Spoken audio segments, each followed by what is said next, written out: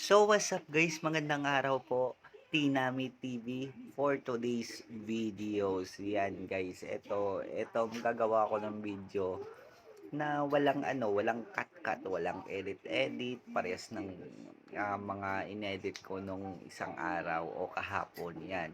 Dito guys ay magwa-vlog tayo parehas nito. Gusto kong pakita ipa-flex ko lang. Yan, ito yung anak ko na isa o kumakain siya.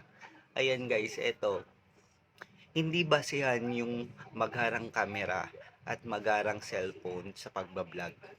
Alam mo kung bakit? Dapat dito is consistent sa pag-upload araw-araw.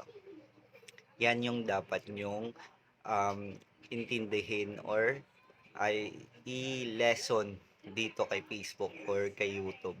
Pag gumawa kayo ng content, syempre, yan lang yung content mo. Kaya dito guys, akin is usually dito sa page na to ay gagawa ako ng mga video na entertaining. Yan. Sa kabila naman, sa profile account ko naman ay gagawa ka ng tutorial or ibang content. Alam mo ba kung bakit? Mas maganda kasi kapag hindi parehas yung content mo sa kabila at content mo dito. Sa kabila ay gagawa ka ng content, yung mga viewers ay doon lang manonood. Dito naman sa page mo ay gagawa ka ng video na iba doon sa profile account mo. Kaya guys, kapag nag-uumpisa kayo dito kay Facebook o kay YouTube o gagawa kayo ng mga video, make sure pag-isipan nyo, i-search nyo, pagplanuhan nyo, at gagawa kayo ng consistent sa pag-upload araw-araw.